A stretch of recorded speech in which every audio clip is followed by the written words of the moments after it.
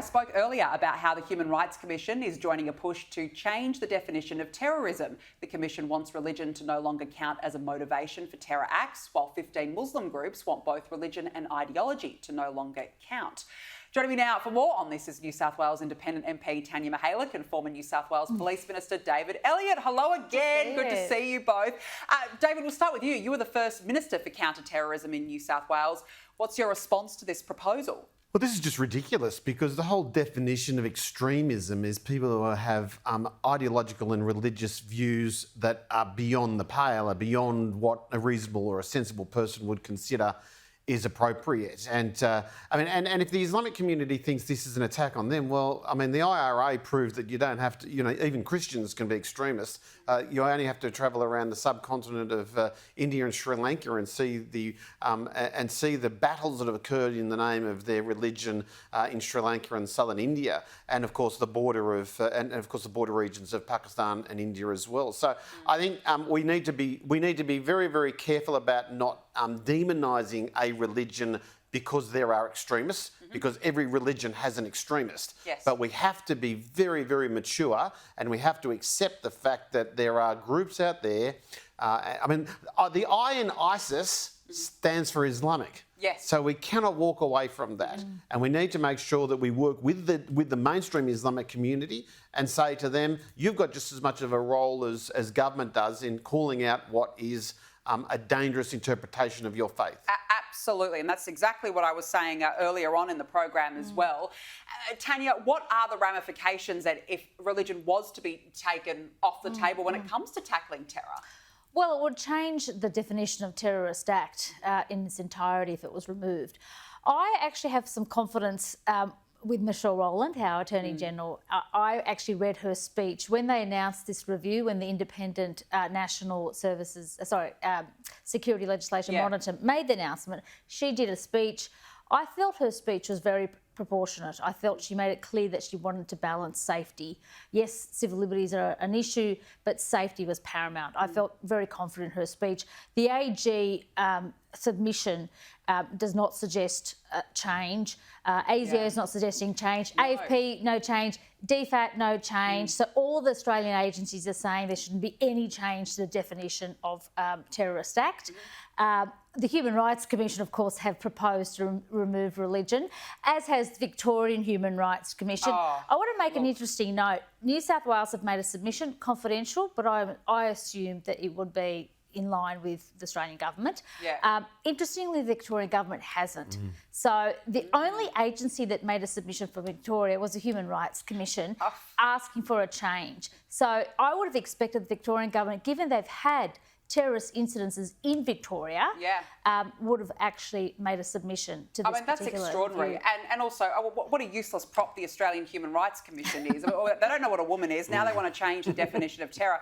It just goes on, and I just think they should be completely defunded. Now, this is extraordinary. Labor launched what it's calling an austerity drive, you might recall, in the public service this week, with hundreds of jobs to go because it's run out of your money. It's spent itself silly. And don't forget, it demonised Peter Dutton for promising to slash the public service during the election, and now it's done a copy and paste job. But now we find out that only a third of the nation's public service turns up to the office 5 days a week. In fact, full-time office attendance is as low as 1 in 10 in some government agencies. David, Labor has overseen a 25% increase in the public service. That's a record. And staff aren't even rocking up to the office? This is a typical socialist approach to the economy. We just tax the bejesus out of everybody and try to buy votes in the public sector. And then, of course, close to the election, scare the public sector into voting Labor because they think that the nasty Tories are going to take their jobs away. We just can't afford it. And as Margaret Thatcher said, the problem with socialism is you run out of other people's money to give away. My concern about working from home is not necessarily the fact that people get into a position where they have that flexibility. The private sector does it as well as the public sector. But there is the idea of parity and the idea of fairness. And if you've got one section of the working economy getting up at 8 o'clock in the morning and wandering downstairs with their pajama pants still on. And they're, You're lucky if it's 8 o'clock. how do you You can't do that? justify it. No, you can't. You cannot justify it. Yeah. And there's a record amount of government spending as it is right Yeah. now. I don't think you can justify it. And how is it responsible, Tanya? Well, it's not responsible when business investment is down, productivity is down in Australia, we know that. And it's not responsible when you're draining resources away from the private sector, because people look at the wages are much higher in the public sector. There are so many jobs, the conditions are great because you can work from home, of course, and that's taking away the resources that we need in the private sector, where we really desperately need that investment to pick up our economy. Yeah. That's the really big issue. I have to say, Katie Gallagher did announce a 5% of efficiency savings at the beginning of the week, and which we thought would include job cuts. Yeah. But then the week she's walked back on that. So I'm really disappointed that she's walked back on what was a great announcement. Yeah, it was a great austerity. Well, it was a positive austerity drive. Yes. And now, Exercise and discipline, she said. Yeah, at the start of the week. Disappeared into the never, never.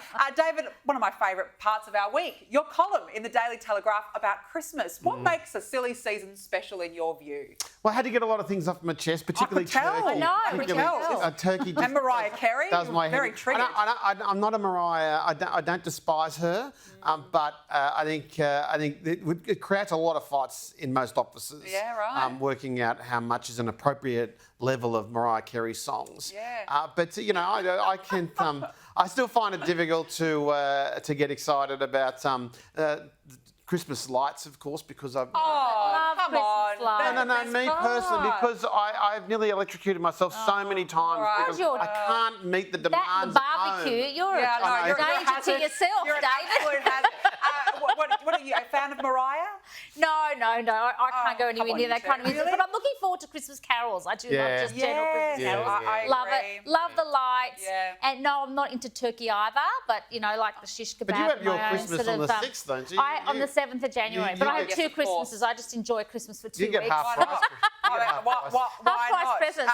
All right, well, we've only got a couple of weeks left before Christmas, and we look forward to your column next week, David. What are you going to Yes. entice us with this time? We're excited. Next week will be the way that life proceeds. It'll be it's a work in progress. but Philosophical. It'll All be right. all of those things that we do in life that change us. Okay, well, Tanya and I are ready, Looking and we forward are to it. both excited. Great to have you on, as always, David Elliott, Thank Tanya you. De Giorgio. Have a Thank good you. weekend. Thanks for joining me.